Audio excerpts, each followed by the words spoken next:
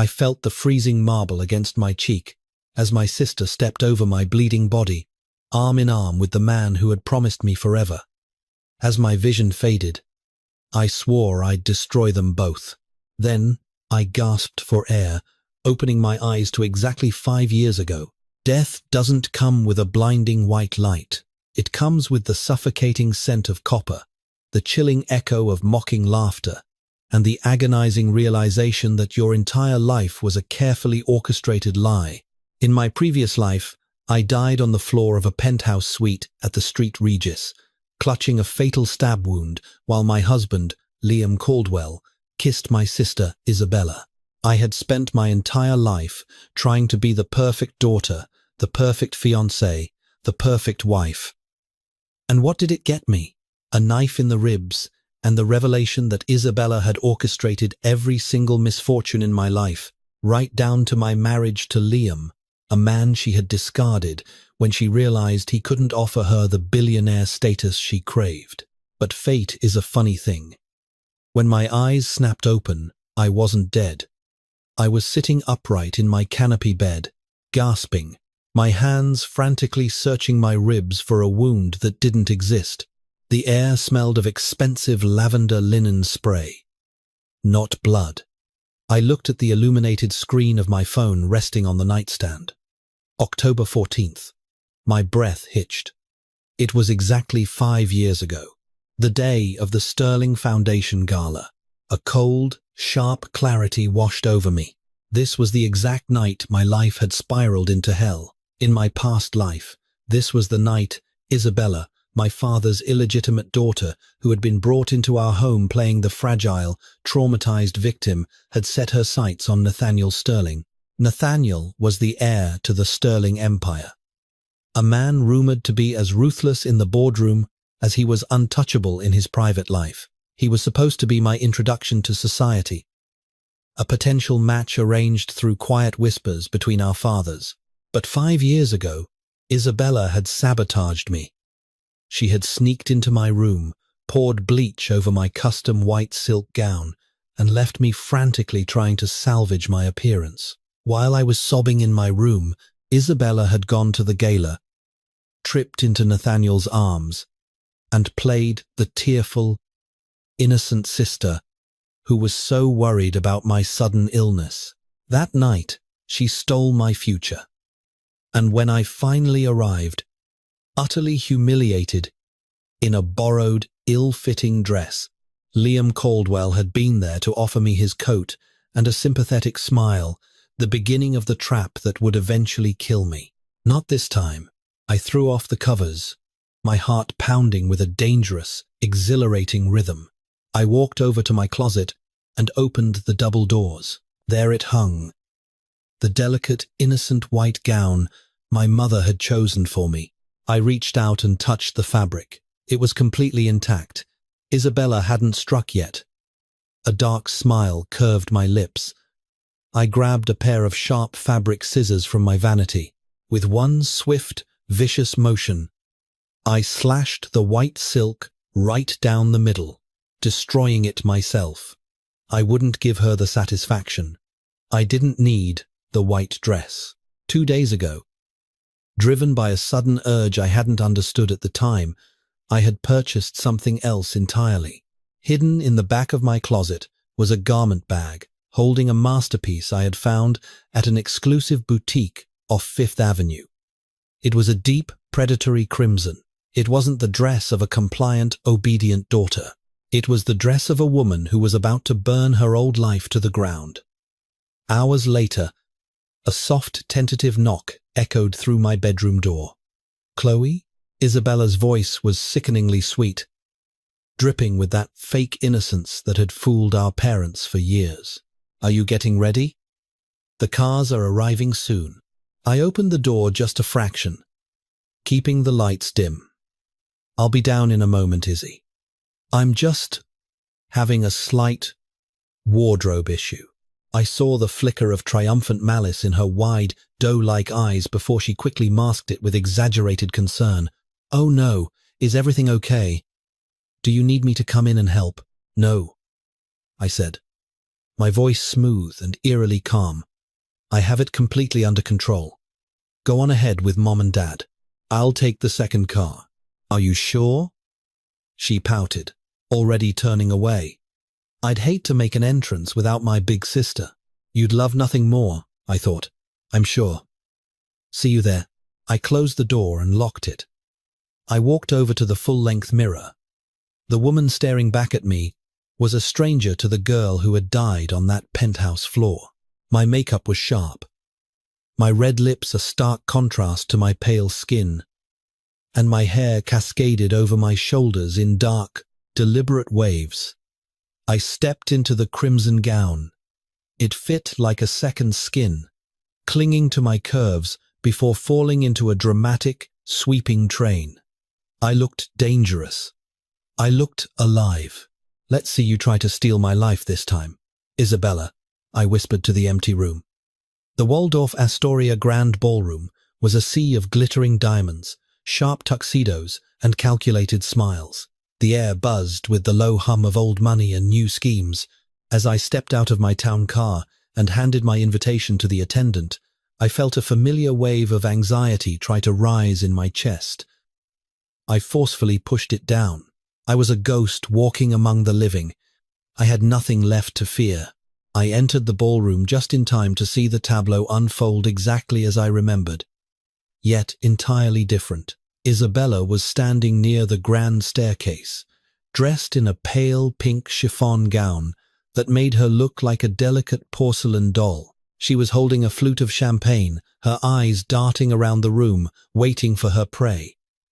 And there he was, Nathaniel Sterling. He stood near the center of the room, a towering figure of imposing authority. Even in a room full of powerful billionaires, Nathaniel commanded the space effortlessly.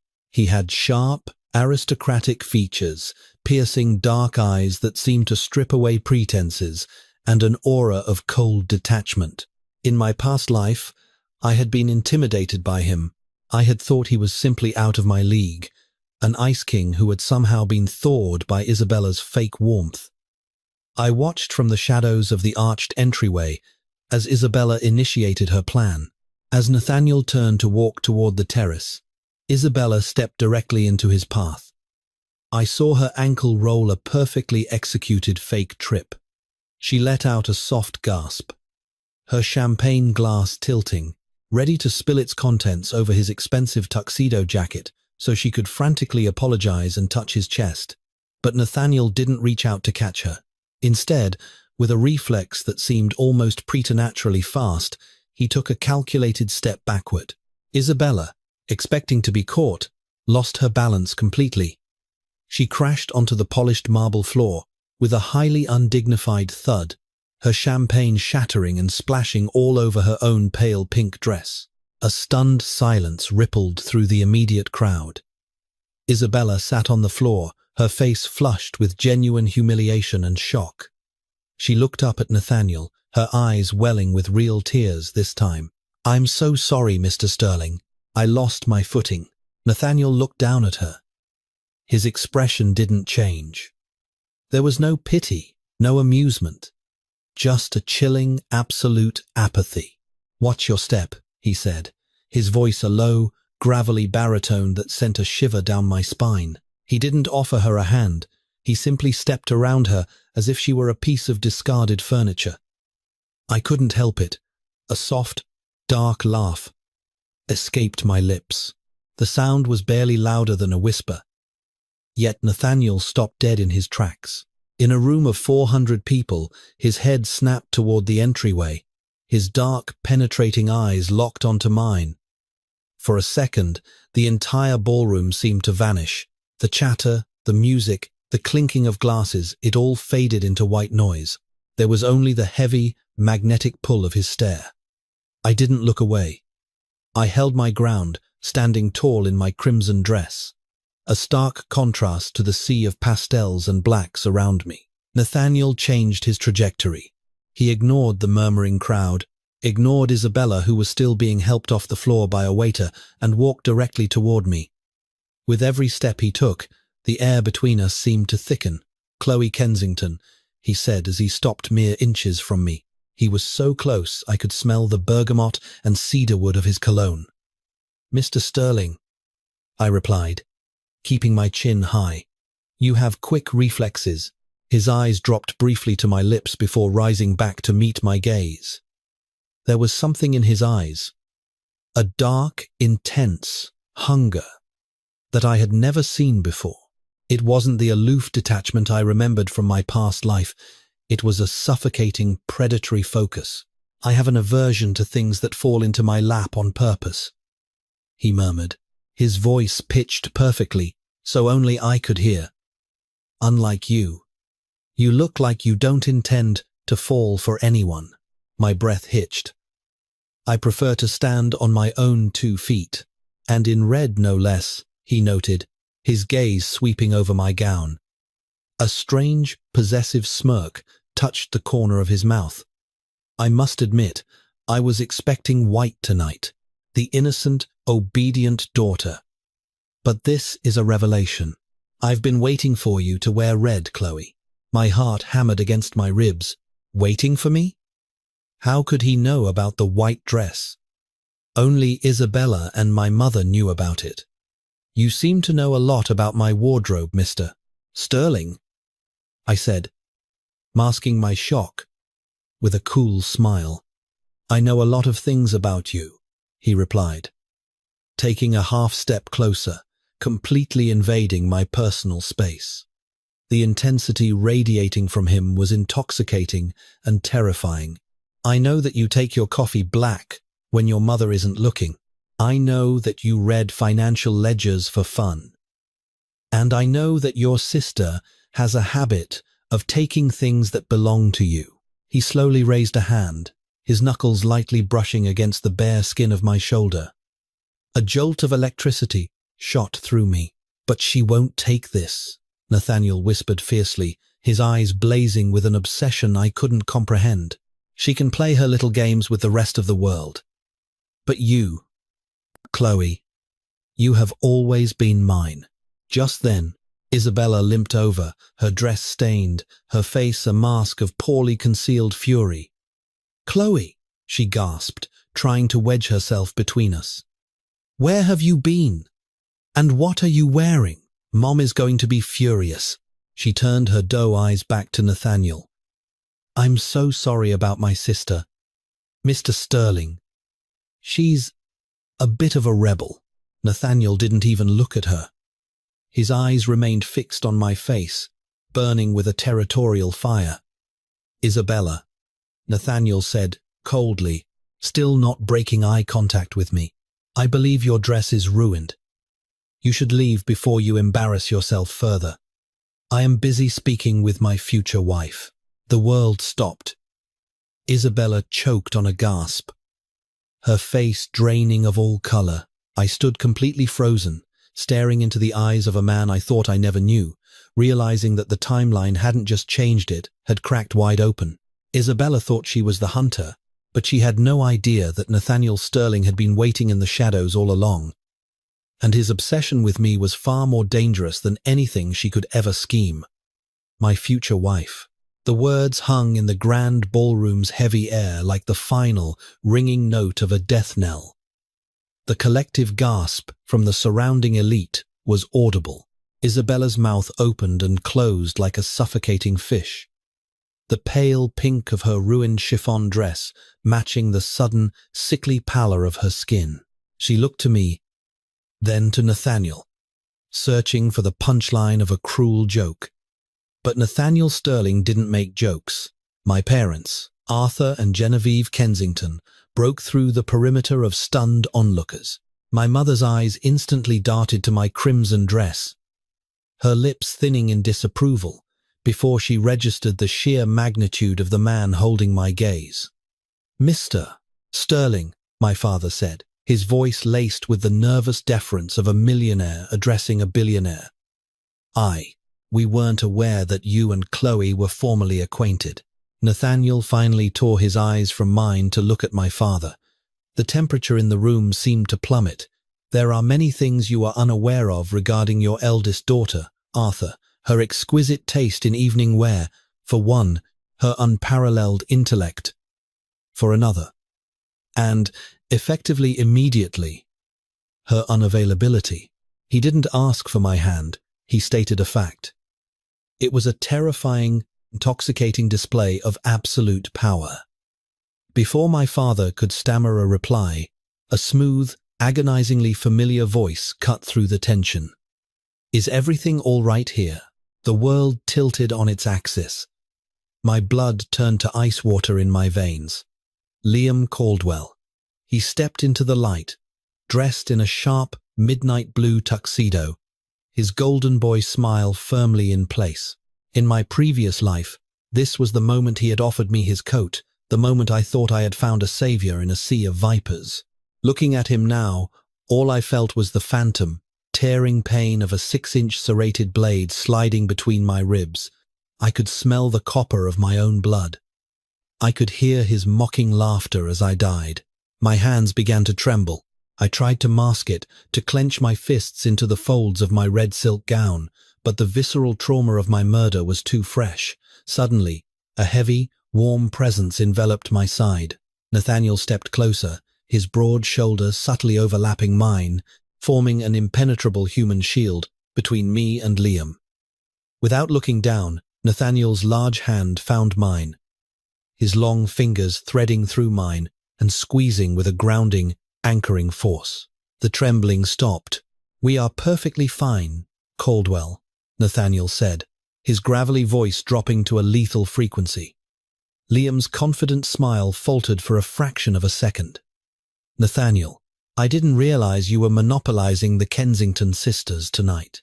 I merely saw Chloe looking a bit overwhelmed." He reached out a hand, playing the concerned gentleman. "Liam Caldwell.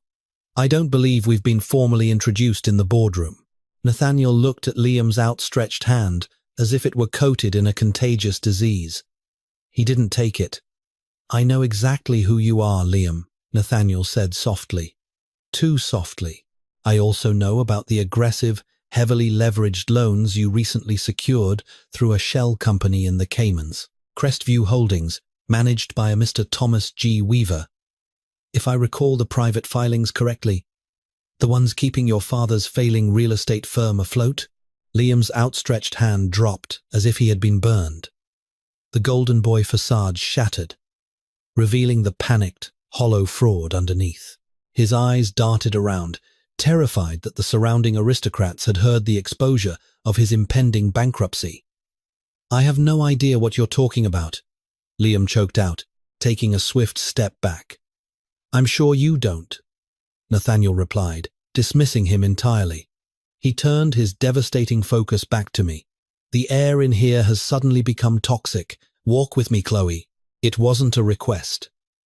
But for the first time since waking up in my own bed 5 years in the past, I felt entirely safe.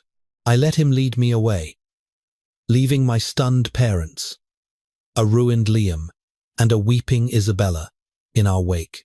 Minutes later, I was sitting in the back of Nathaniel's custom, bulletproof Maybach.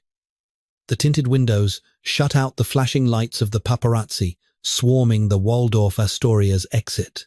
The silence inside the cabin was heavy, charged with a magnetic tension that made it hard to breathe. "You're trembling again," Nathaniel noted, pouring 2 glasses of scotch from the car's crystal decanter. He handed one to me. Our fingers brushed, and I felt that same electric jolt. "It's just the adrenaline," I lied, taking a long, burning sip. I looked at the man beside me. He was a predator. Yes, but tonight, he was my predator. "How did you know about the dress, Nathaniel? How do you know about Liam's shell companies? And why did you declare me your future wife in front of half of Manhattan's elite?" Nathaniel slowly unbuttoned his suit jacket and leaned back against the leather. He didn't look away from me. "I told you, Chloe. I have an aversion to things falling into my lap. I prefer to hunt." He reached into the console and pulled out an iPad, tapping the screen before handing it to me. "I own the private security firm, Aegis Global, that monitors the Kensington estate. We upgraded the system 3 years ago including the hidden cameras in the hallways. I stared at the screen. It was black and white night vision footage. The timestamp was from 5 hours ago. It showed my bedroom door opening and Isabella creeping inside holding a plastic bottle. 5 minutes later, she exited, a malicious smirk plastered across her face. She destroyed the white dress, Nathaniel said quietly. I watched the live feed from my office. I was prepared to ruin the Sterling Foundation gala, to fly to your house and drag you out of there myself. But then, you walked out in red. You cut the strings of the puppet they tried to make you.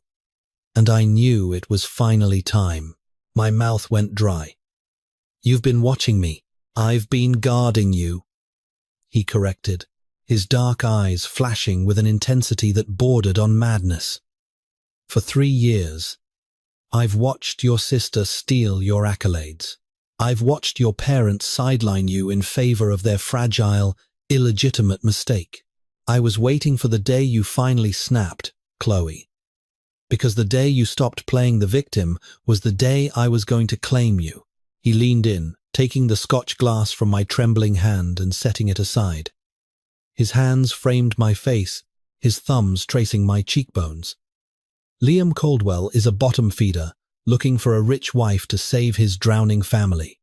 Isabella is a parasite. If they ever look at you again, I will erase them from this earth. Do you understand me? I looked into the eyes of a man obsessed. In my past life, I married a man who faked a smile while holding a knife behind his back. Now, I was sitting with a man who held a knife in plain sight, promising to slaughter my enemies. Yes, I whispered. His lips crashed onto mine, searing, possessive, and absolute. It was the sealing of a dark, unbreakable pact. 2 months later, the social landscape of Manhattan had been entirely rewritten. My sudden, highly publicized engagement to Nathaniel Sterling had sent shockwaves through the elite circles.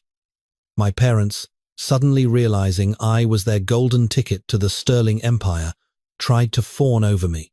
I iced them out entirely. Isabella, however, was like a cornered rat. With her sights on Nathaniel shattered, and my new untouchable status blinding her with jealousy, she grew desperate. She needed to destroy me before the wedding. She turned to her old ally, the financially desperate Liam Caldwell. They thought they were being stealthy. They thought they could outsmart the devil himself. The trap was set for the highly anticipated winter solstice charity auction at the Plaza Hotel. It was to be our first major public appearance as an officially engaged couple. I wore a backless emerald gown. The massive, flawless diamond on my left ring finger, catching the light of 1,000 chandeliers. Nathaniel never left my side, his hand resting a possessive, heavy weight on the bare skin of my lower back. As the evening peaked, the auctioneer announced a special video presentation highlighting the charity's achievements. The lights dimmed, the massive projector screen lowered at the front of the ballroom. I felt a slight tightening of Nathaniel's grip on my waist. I glanced up at him. His jaw was set, his eyes fixed on the screen with cold anticipation. "Showtime," he murmured against my ear. In Isabella's plan, this was the moment the charity video was supposed to cut to doctored, highly compromising photos of me entering a hotel room with Bradley Henderson, a notorious, scandal-ridden socialite. She and Liam had paid a private investigator, Michael D. Evans, a hefty sum to stage the photos using a body double wearing my exact red gala dress. They intended to humiliate me, force Nathaniel to break the engagement to save his reputation, and leave me ruined. The screen flickered to life. But it wasn't the charity logo. It was a dimly lit, high-definition video of a booth at a secluded speakeasy in Tribeca. A collective murmur of confusion rippled through the hundreds of guests. Then, the audio kicked in, crystal clear and booming through the plaza's state-of-the-art sound system. "I don't care how much Michael Evans wants for the Photoshop work, Liam. Just pay him." Isabella's voice, shrill and frantic, echoed off the gilded ceiling. The camera angle shifted, perfectly capturing Isabella's face, contorted with spite, and Liam Caldwell, looking sweaty and panicked. "I can't afford it, Izzy." Liam's voice shot back. "Crestview Holdings is under audit. If Nathaniel Sterling tips off the SEC about the offshore accounts, my father goes to federal prison. We need to leak these photos to Page 6 tonight. Once Sterling dumps her, the Kensington money will flow back to you. And you can bail me out." The ballroom erupted. Gasps, shrieks, and the frantic clicking of cell phone cameras filled the air. I looked over to where Isabella and Liam were standing near the ice sculpture. Liam was entirely frozen, his face the color of wet ash. Isabella was shaking her head violently, her hands covering her mouth, letting out a high-pitched, wailing sound of absolute, unadulterated terror. The video on the screen kept playing, exposing every single venomous detail of their plot, right down to Isabella admitting she purposely pushed our father's prize antique vase down the stairs 5 years ago and blamed it on me. "Turn it off," Isabella screamed, lunging toward the audiovisual table. "It's a deepfake. It's a lie." But it was too late. The damage was catastrophic. Nathaniel raised a single hand. Immediately, a dozen men in sharp black suits, his private security detail, stepped out from the shadows of the ballroom, forming a physical barrier around us, while 2 officers from the NYPD, accompanied by a man in a sharp suit wielding an SEC badge, approached Liam Caldwell. "Liam Caldwell," the SEC agent said loudly, his voice carrying over the chaos. "You are under arrest for securities fraud, wire fraud, and grand larceny." Liam didn't even fight as they cuffed him. He just stared at me, his eyes wide, with the realization that the meek girl he thought he could manipulate had engineered his total destruction. I looked right back at him, feeling the final, lingering shadow of the knife wound fade from my soul. "Rot in hell," I thought. As Liam was dragged out, Isabella collapsed to her knees in the center of the ballroom, surrounded by the disgusted glares of the people she had spent her life trying to impress. Even our parents had physically backed away from her. Realizing the radioactive nature of her ruined reputation, Nathaniel turned me to face him, entirely ignoring the pandemonium he had orchestrated. The flashing cameras and screaming socialites were nothing but background noise. "They are gone, Chloe," he said, his dark eyes burning with that familiar, terrifying obsession. "There is no one left to hurt you. There is no one left to steal from you.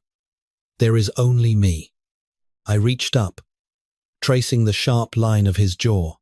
He was a monster, a ruthless, calculating architect of ruin. But he was my monster.